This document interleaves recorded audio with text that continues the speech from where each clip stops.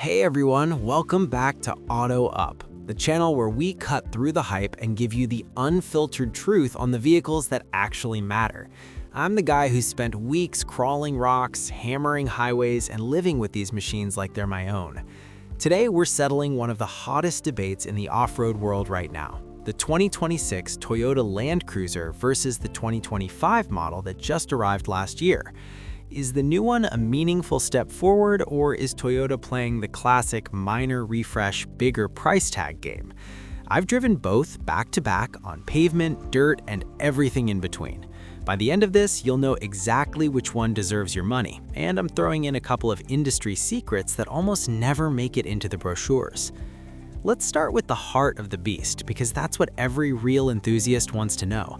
Both model years run the exact same iForce Max hybrid powertrain, a 2.4-liter turbocharged four-cylinder married to an electric motor, producing 326 combined horsepower and a monstrous 465 pound-feet of torque. 8-speed automatic, full-time four-wheel drive with center and rear locking diffs, no changes there. But here's where my hands-on time separates the facts from the spec sheet. In real-world driving, this hybrid setup is shockingly responsive. The electric motor fills in low-end torque so instantly that the Land Cruiser feels quicker off the line than most big V8s ever did. Highway merges are effortless. You get that strong linear pull without waiting for a turbo to spool. The engine does get vocal when you really lean on it. That grumbly four-cylinder character is noticeable, but the electric assist masks it beautifully in daily use. It's refined enough that you forget you're driving a body-on-frame truck until you really push it. Real-world fuel economy? Both are EPA rated right around 23 mpg combined, but the 2026's calibration tweaks give it a slight edge in mixed driving.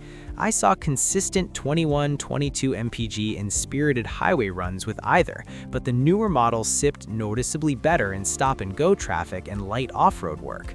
Over 15,000 miles a year, that's real money at the pump. Both hit 60 in the mid 6-second range, but the way they deliver it feels different. The 2025 launches hard with a sudden torque punch. The 2026 feels smoother, one clean, continuous surge instead of a hit and settle. Neither feels fast like a sports car, but for something this heavy, the effortless acceleration is seriously impressive. Ride quality and handling tell the same story of subtle evolution. The multi-link rear suspension and TNGA-F platform deliver a planted and confident-inspiring feel on pavement that no Wrangler or Bronco quite matches. It's truck-like, you feel the body, but the damping is excellent at soaking up big hits without jarring your passengers.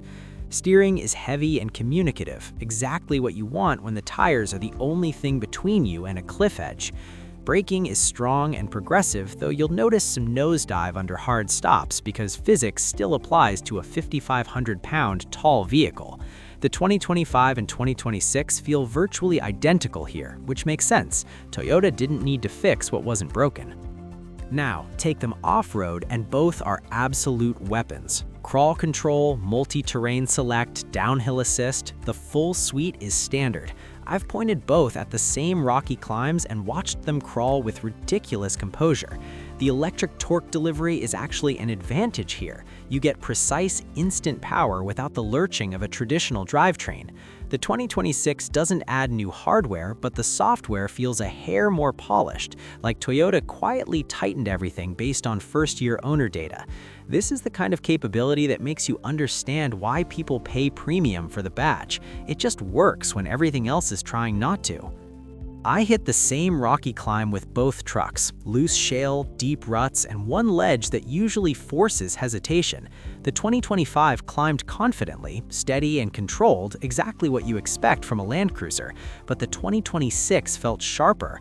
When the front tire lifted and lost traction for a split second, the torque came in smoother and more precisely. No lurch, no delay, it just gripped and pulled itself up.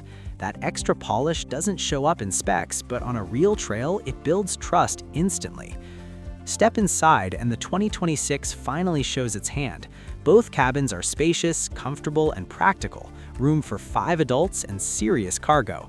Materials on the higher Land Cruiser trim feel appropriately upscale, while the base 1958 grade keeps that purposeful, no-nonsense vibe some of us secretly prefer. But the big leap is the technology. The 2026 steps up to a crisp 12.3-inch touchscreen paired with a fully digital gauge cluster. The interface is faster, cleaner, and far less frustrating than the 2025's smaller setup. You swipe through off-road camera views, navigation, and Apple CarPlay without lag. That larger screen reduces eye movement and actually makes the whole driver-focused cockpit feel more modern and premium. It's not a total revolution, but in daily driving, it's the difference between "this is fine" and "this feels right." Safety-wise, both come loaded with Toyota Safety Sense. Adaptive Cruise with lane tracing turns long highway slogs into stress-free miles, and the pre-collision system with pedestrian detection has real teeth in the real world. I've tested it in heavy traffic. It intervenes smoothly when needed and stays out of the way when it doesn't. Off-road, the camera array and blind spot monitoring adapt intelligently so you're never guessing what's under your tires. These aren't flashy gimmicks, they're tools that work when your attention is split between the trail and the kids in the back seat. Ownership reality check. These are trucks built to last. Toyota's hybrid systems have proven bulletproof in other models, and early Land Cruiser owners are already reporting zero issues at 20,000 plus miles. The 2026 adds standard 2-year, 25,000-mile Toyota Care coverage, basically free scheduled maintenance and roadside help that could save you $600 to $800 right out of the gate. Fuel is the only ongoing conversation. Expect to run premium, but 21 to 23 mpg real-world and mixed use is genuinely impressive for something this capable. Daily drivability is excellent, quiet enough for road trips, rugged enough for weekend adventures, and the full-time 4WD means you never think about weather. Value is where the debate gets spicy. The 2025 launched at $56,450. The 2026 starts at $57,200, a $750 bump that feels almost polite in 2026's inflated market. But here's the secret most dealers won't tell you. Because the 2025 is now last year's model, you can often find them sitting on lots with meaningful discounts and incentives. Grab a loaded 2025 today and you could be driving home for less than a base 2026. The newer truck gives you that bigger screen, the fresh monotone heritage blue paint option that looks killer in person, and the included maintenance plan. So the upgrade is worth it if you value the polish and want the absolute newest thing. If you're a smart shopper who doesn't need the latest badge, the 2025 is the steal of the decade. Here's the industry whisper that almost never gets printed. Toyota rushed the 250 series Land Cruiser to market in 2025 to beat the refreshed Bronco and Wrangler rumors. The 2026 is the quiet "we heard you" version, fixing the infotainment complaints and tightening the package before the competition could pounce. Some call it perfectionism. I call it smart business. Either way, it proves Toyota still treats the Land Cruiser like the flagship it's always been. But here's the industry conspiracy that almost got me banned from 3 Toyota dealer WhatsApp groups. Toyota rushed the 2025 to market to beat the Bronco and Wrangler hype.